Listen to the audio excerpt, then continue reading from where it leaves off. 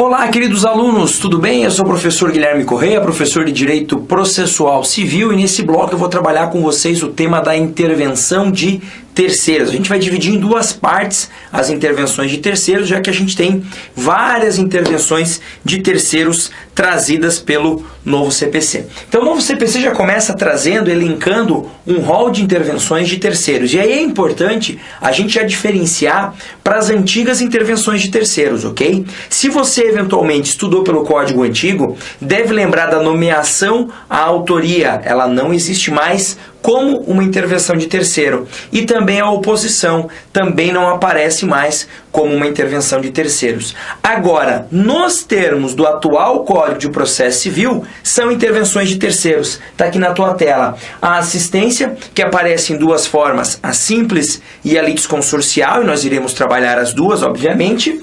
Depois, a denunciação da lide, e nós fecharemos esse primeiro bloco com essas. Num segundo momento, trabalharemos com o chamamento ao processo, com o incidente de desconsideração da personalidade jurídica e com o amicus curiae. Então, nos termos do Código de Processo Civil de 2015, as intervenções de terceiros são estas: assistência, modalidade simples ou litisconsorcial, denunciação da lide, chamamento ao processo, o incidente de desconsideração da personalidade jurídica e o amicus curiae. Então vamos iniciar ali com o tema da assistência. E vejam ali na sua telinha que eu trago informações ou observações gerais sobre a assistência. Por quê?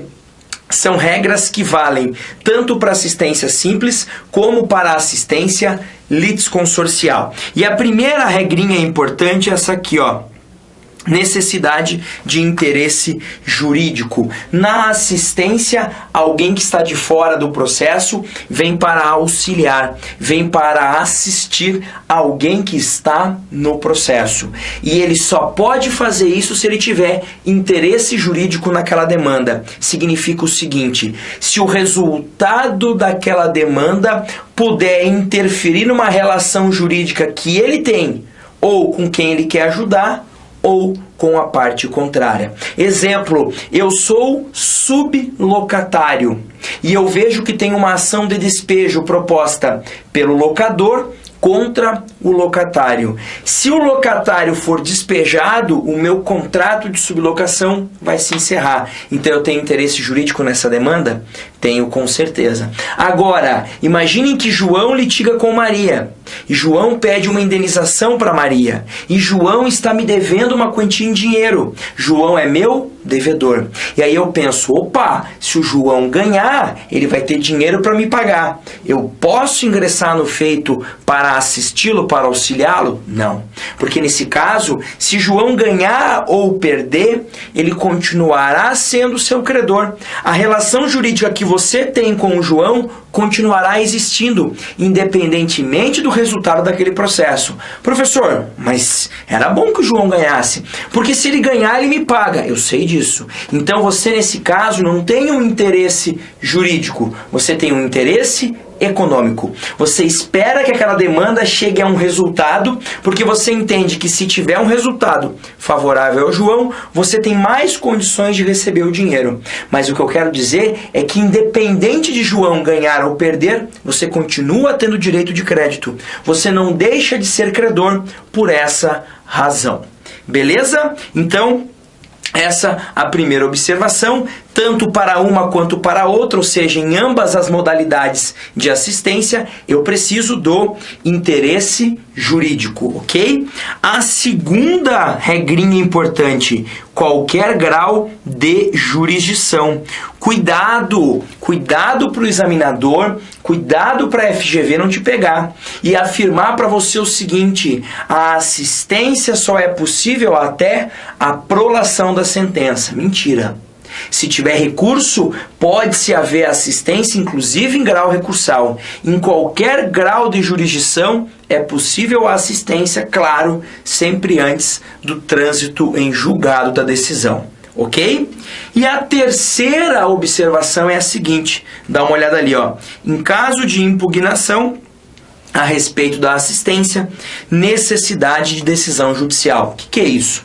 O assistente, que é esse terceiro que está fora do processo, ele faz um pedido nesse processo dizendo: quero ser assistente do autor ou quero ser assistente do réu. Beleza. O que o juiz faz? Analisa preliminarmente se estão presentes os requisitos para assistência, dá uma primeira análise verificando se há ou não interesse jurídico. Se entender que aparenta existir esse interesse jurídico, intima as partes. Intima tanto o autor como o réu para que eles possam se manifestar a respeito deste pedido elaborado pelo assistente. Se não houver oposição e tiver preenchidos os requisitos, o juiz deferirá a assistência. Agora, se uma das partes impugnar a assistência, disser que ela não é cabível, o juiz precisa analisar. O juiz precisa decidir se vai ter ou não a assistência nesse caso aí. Ok? Então, se as partes concordarem, não se opuserem, não havendo nenhum vício, o juiz vai lá e determina que haja assistência. Se alguma das partes eventualmente impugnar, ele precisa decidir. Ele precisa analisar as razões de impugnação, analisar o que elas contaram, verificar o direito aplicável à espécie e ver se é o caso ou não de intervenção de terceiros na modalidade assistência. Beleza? Visto isso, a gente passa um pouquinho para falar agora mais especificamente sobre a assistência simples, regulada em 3 artigos do Código, entre o 121 até o 123 do CPC. E a primeira regrinha está ali, ó. O assistente simples atuará como auxiliar da parte principal, exercerá os mesmos poderes e sujeitar-se-á aos mesmos ônus processuais que o assistido, tá? Só cuidado para não trocar os termos, né? O assistido é aquele que já é parte no processo. E o assistente, no caso, é o terceiro que está fora e que quer auxiliar nesse processo. O que você precisa lembrar aqui? Que o assistente simples não é parte. Ele não vira parte no processo judicial. Tanto que a lei diz, ele atua como um auxiliar da parte. A lei é muito clara aqui. Ele não é parte, ele atua como parte. E a lei vai um pouquinho além. Vai dizer que ele tem os mesmos poderes e sujeita-se aos mesmos ônus. Como assim os mesmos poderes? Por exemplo, pode produzir prova? Pode pedir a produção de uma prova? Pode. Pode apresentar recurso? Em princípio, sim. O entendimento majoritário é o de que sim. Sujeita-se aos mesmos ônus. Se perde a demanda, é condenado proporcionalmente em custas de honorários de advogado também. Ou seja, tudo aquilo que acontece para o assistido, que é a parte no processo, também pode acontecer para o assistente. Lembrando, o assistente simples não é parte. Ele ingressa na condição de terceiro e mantém-se nessa condição de terceiro durante todo o trâmite processual. Beleza? A segunda regra, e essa é a regra de ouro, tá? É regra de ouro. Se cai isso daqui no teu exame de ordem, 80% dos alunos erra, você acerta. Olha lá, sendo revel ou, de qualquer outro modo, omisso o assistido, o assistente será considerado seu substituto processual. Professor, eu lembro de ter ouvido essa expressão substituto processual na faculdade, nas aulas de processo, mas eu estava no WhatsApp naquele momento, não estava achando interessante a aula e não peguei. O professor explicou, se esforçou para entender, mas eu não me interessei. E agora eu preciso entender, você vai entender, fica tranquilo. A substituição processual, anotem, é uma expressão sinônima à legitimidade extraordinária. Sempre que você ler a expressão substituição ou substituto processual, pense em legitimação ou legitimado extraordinário. O que é isso? Primeiro, para entender, é legal relembrar um pouquinho a questão da legitimidade e lembrar da ordinária primeiro. A legitimidade ordinária é a legitimidade clássica. João, em seu próprio nome, entra com uma ação judicial para proteger o seu próprio direito. Maria ingressa com uma ação no seu próprio nome para proteger o seu direito. Isso é legitimidade ordinária. Legitimidade extraordinária. Alguém ingressa com ação no seu nome para proteger o direito de outra ou outras pessoas. Exemplo: os funcionários de uma determinada fábrica não estão recebendo o adicional noturno que lhe é devido. Ninguém recebe. Eles trabalham ali em períodos que varam a madrugada e não estão recebendo o adicional noturno. Os trabalhadores pensam assim: bom, não sou eu que vou entrar com essa ação, né? Perigo eu entrar com a ação e ele me demitir. Então eu vou só avisar o nosso sindicato de que o patrão está fazendo isso. O sindicato verifica e descobre que todos os funcionários daquela fábrica que trabalham em horário noturno, nos termos da CLT, não estão recebendo o adicional noturno que é devido. O sindicato, no nome dele, entra com uma ação para beneficiar quem? Os trabalhadores. Se a ação for procedente, quem ganha não é o sindicato, e sim os trabalhadores. Mas por que o sindicato faz isso? Porque a lei autoriza que ele faça. Então anotem essa segunda regra. Então, legitimidade extraordinária e substituição processual, expressões sinônimas. A primeira regra que eu queria que você lembrasse. A segunda é a seguinte: sempre que você tiver legitimidade extraordinária, você tem autorização do ordenamento jurídico para tanto. A legitimidade extraordinária só será possível se tiver autorização do ordenamento jurídico, ok? Agora aqui então se autoriza o assistente a atuar em defesa do direito do assistido, com certeza. É isso que a lei está permitindo aqui. Então vamos imaginar que o assistido abandonou o processo, largou e não fez mais nada. O assistente pode atuar para defender o direito do assistido? Pode. Mas pode por quê? Porque a lei expressamente autorizou que ele fizesse isso. Beleza? Tranquilo? E aí, as duas observações finais. A primeira delas deixa muito claro para a gente que o assistente é um mero assistente e não é parte. Ele não é o titular do direito que está sendo discutido. Tanto não é que a lei vai dizer o seguinte: a assistência simples não obsta, tá? O que é o não obsta? Não impede.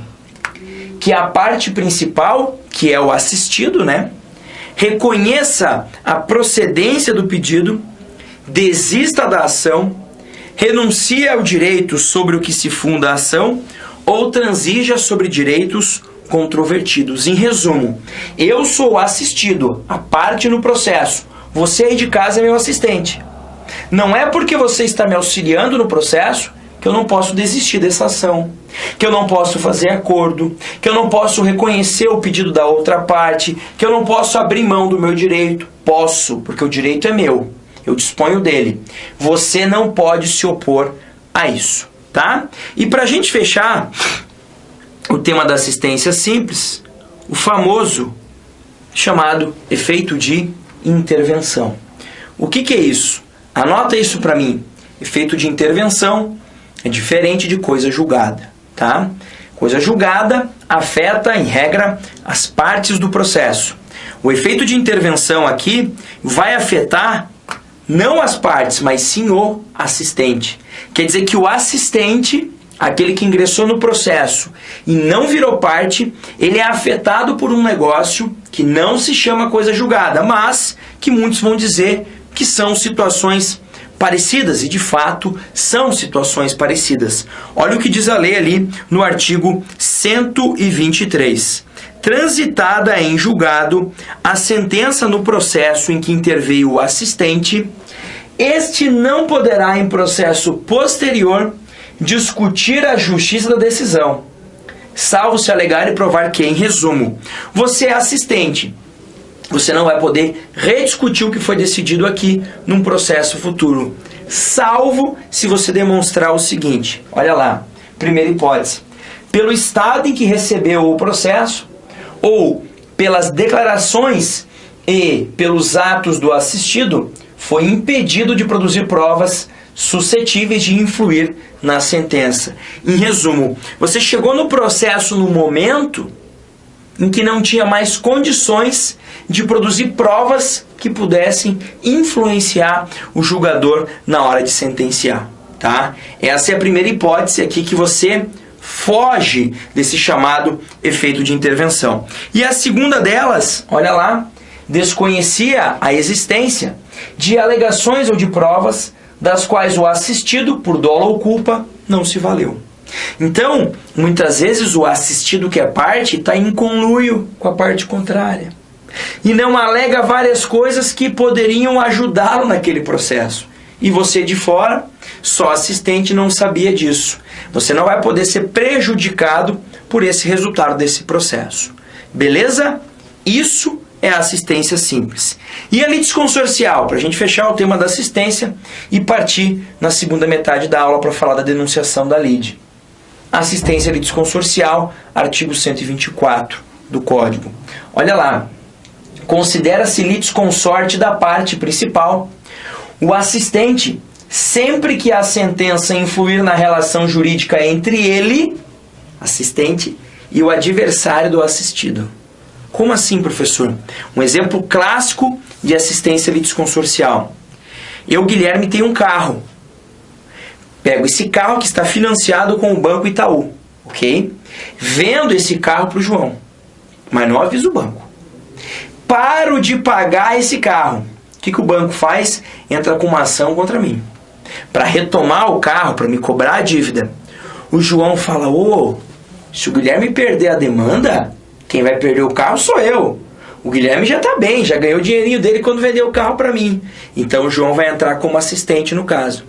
Só que notem, o resultado do processo em que o João está assistindo vai interferir na relação do João, que é o dono do carro agora, não comigo, mas com o banco. Ele vai perder o carro para o banco.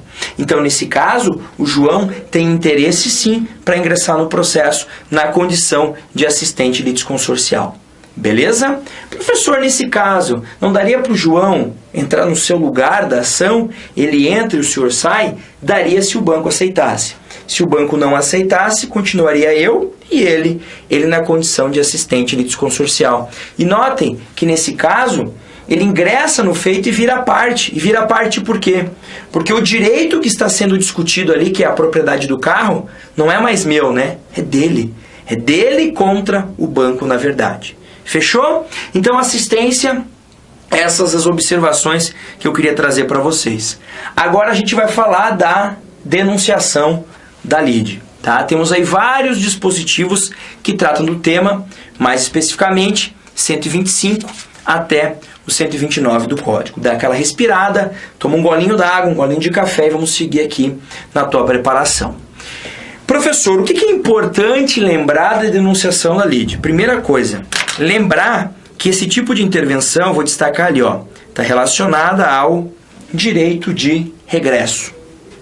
Então, eu tenho denunciação da lide quando o denunciado, aquele que não é parte no processo, ele tem o dever de me indenizar. Ele tem o dever de arcar com o prejuízo que eventualmente eu venha a sofrer nesse processo judicial. Por isso que a gente fala que a denunciação da lide está relacionada ao direito de regresso, tá? Professor, dá exemplos. Eu vou dar exemplos a partir das hipóteses que a lei nos traz, tá? Dá uma olhadinha ali, Primeira coisa, é possível denunciar a lide quem? O alienante, imediato, no processo relativo à coisa, cujo domínio foi transferido ao denunciante, a fim de que possa exercer os direitos que da evicção lhe resultam. Senhor, não entendi nada. A redação não é boa. A redação não ajuda, mas o exemplo vai te esclarecer. Eu, Guilherme, sonho em comprar uma casa. E compro esta casa do Antônio. Comprei a casa do Antônio. Estou na boa, na minha casinha. Tenho lá a matrícula registrada em meu nome. Passa-se 4 meses. O Gilberto me processa. E diz o seguinte: essa casa que você está é minha. Ela foi vendida pelo Antônio para mim, antes de ter sido vendida para você. Aí eu digo, opa, Como assim? Olho a documentação na ação judicial e falo, peraí, a escritura pública do Gilberto de fato é anterior à minha. Se o que ele está falando é verdade, pode ser que aquele registro meu seja nulo. Vai se discutir isso, claro. Mas pode ser que eu tenha que perder a área mesmo. O que eu faço? Bom, se eu perder, a culpa não é minha. Concordam? Eu comprei a casa de quem se disse como dono. Então não me parece muito justo eu arcar com esse prejuízo sozinho. Então o que eu faço? Denuncio a lide, o Antônio, que foi quem vendeu a casa. Se o Gilberto ganhar a demanda de mim e retomar a casa para ele, o juiz já vai mandar o Antônio, que é quem vendeu, me pagar um valor de indenização pelo prejuízo que eu tive nesse caso. Esta é a primeira hipótese de denunciação da lide que a gente vai ter. A segunda é a que vai cair na tua prova. Pode ter certeza. É a mais clássica, é aquela que qualquer advogado que se preste tem que saber. Até o advogado sem OAB, professor? Não, esse não é advogado, né, gente? A gente brinca. Ele é advogado com OAB e tudo. Não existe, né, outra possibilidade nesse caso. Então, olha lá. A segunda hipótese é daquele que estiver obrigado, por lei ou pelo contrato, a indenizar em ação regressiva o prejuízo de quem for vencido no processo. O exemplo clássico da seguradora. Eu contrato um seguro de carro. Por quê?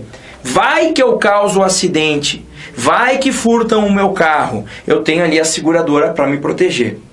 Causei um acidente.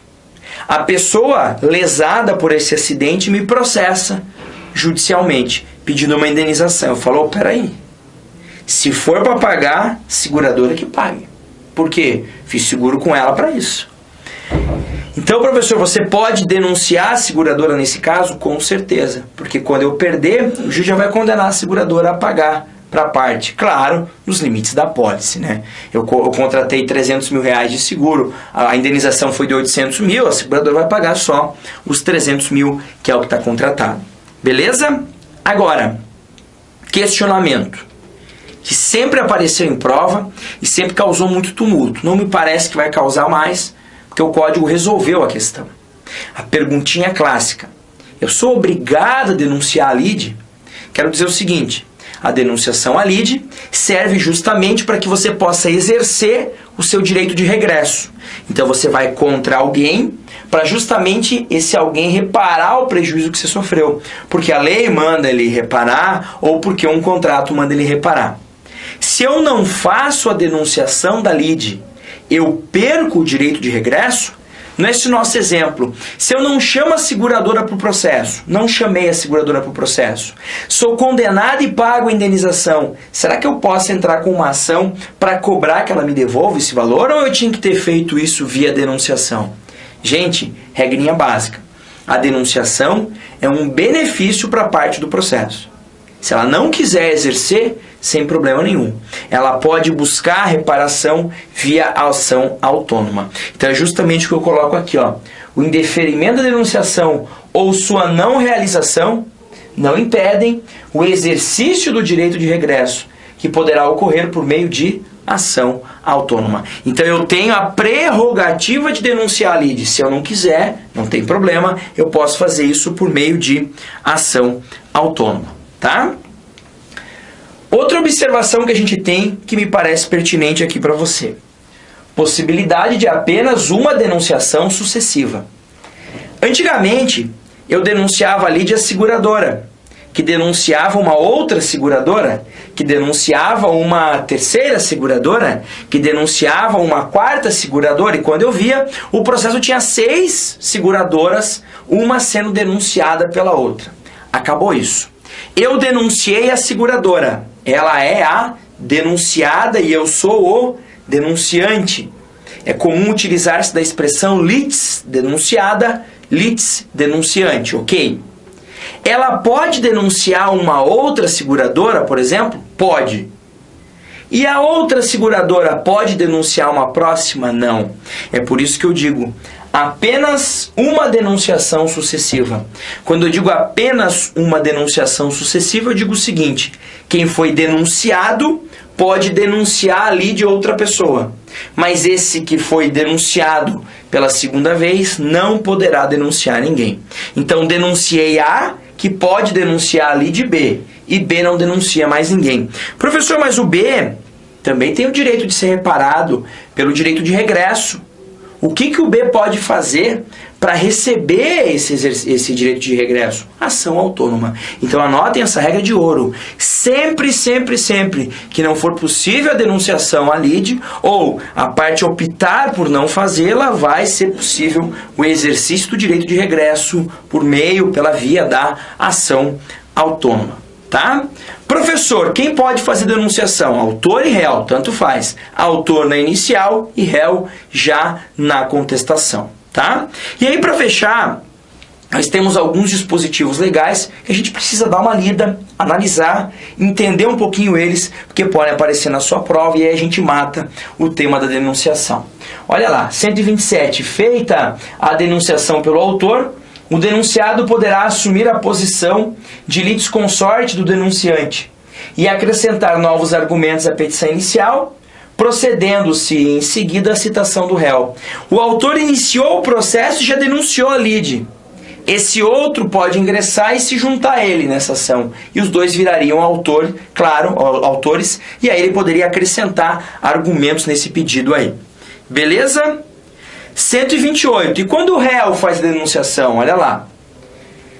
Feita a denunciação pelo réu. 1. Se o denunciado contestar o pedido formulado pelo autor, o processo prosseguirá tendo na ação principal em litisconsórcio denunciante e denunciado. Então eu denuncio a seguradora. A seguradora vem e se defende do pedido do autor. Não, esse acidente de trânsito você que causou, a culpa é tua. Quando ela faz isso, ela está reconhecendo que está certa a denunciação. Ela não está negando que tem o dever de indenizar. Na verdade, ela quer discutir com o cara, né? Que não houve culpa pelo acidente minha, quer dizer que a culpa do acidente é dele, e assim por diante. Tá? Agora, se o denunciado for revel, denuncia a seguradora, que não fala nada, não se manifesta, é revel, olha o que a lei prevê. O denunciante, que sou eu no caso, pode deixar de prosseguir com a sua defesa, eventualmente oferecida, e abster-se de recorrer, restringindo sua atuação à ação regressiva. Quer dizer que se ele é revel, eu posso largar a primeira ação, aquela em que eu sou réu, e só me atenho a essa. O que é a ação regressiva? É a ação onde eu estou buscando o exercício do meu direito de regresso contra a seguradora. Ok? E aí a terceira hipótese. Se o denunciado confessar os fatos alegados pelo autor na ação principal, o denunciante poderá prosseguir com sua defesa ou, aderindo a tal reconhecimento, pedir apenas a procedência da ação de regresso. Pode ser que o denunciado concorde com tudo que o autor falou. Isso é mais comum nas ações em que se discute lá os direitos decorrentes da evicção. Então eu estou sendo processado para me tomarem um imóvel. Eu denuncio quem me vendeu. Esse cara vem e fala, realmente, eu vendi o imóvel direto lá primeiramente para o Gilberto e depois para o Guilherme. Ele confessou os fatos. Nesse caso, tá? O que eu posso fazer nessa ação? Simplesmente, tá? Poderá o autor, pelo autor na ação, o denunciante poderá prosseguir com a sua defesa, continue me defendendo lá, ou concordo com a confissão dele e me atenho no direito de regresso. Digo, então tá bom, se você falou que vendeu primeiro para o Gilberto, eu não vou discutir. Então beleza, a casa volta para o Gilberto, mas aí eu quero uma indenização de você. A ação regressiva é sempre essa ação que surge após a denunciação. Beleza? E aí, para fechar, parágrafo único ali. Procedente o pedido da ação principal, pode o autor, se for o caso, requerer o cumprimento da sentença também contra o denunciado, nos limites da condenação deste na ação regressiva. Quer dizer o seguinte, o réu perdeu a ação, o juiz condenou ele. Eu já posso, credor, por exemplo, cumprir a decisão contra ele e também, se quiser, contra o denunciado que também foi condenado. Claro, sempre nos limites da condenação. Imaginem que a condenação tenha sido em R$250 mil.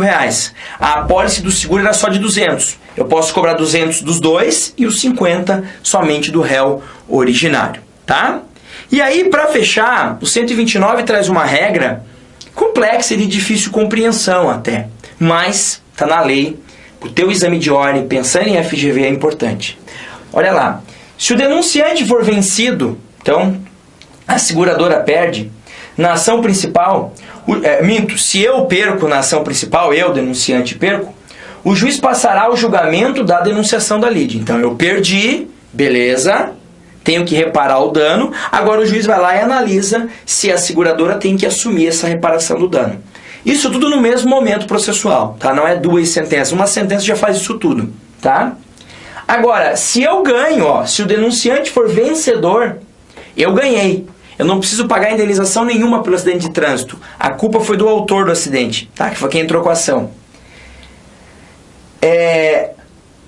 Não terá o seu pedido examinado. Óbvio, eu trouxe a seguradora dizendo ela tem que pagar se eu tiver prejuízo, mas eu não tive prejuízo, eu ganhei na demanda. O que acontece nesse caso? Sem prejuízo da condenação do denunciante ao pagamento das verbas de sucumbência em favor do denunciado. Quer dizer o seguinte, mesmo eu tendo ganho a demanda, nesse caso, eu vou ter que pagar honorários de sucumbência para o advogado da seguradora. Eu não, né? No caso, o meu cliente, se eu fosse a parte teria que pagar isso para o advogado da seguradora. Professor, mas é sacanagem. É totalmente sacanagem. Você cria uma regra em que o denunciante começa a torcer para perder a demanda, porque se ele perder, o prejuízo quem arca é a seguradora. Se ele ganhar, ele não tem prejuízo nenhum, mas ele tem que pagar as custas e honorários da seguradora nesse caso aí. Beleza?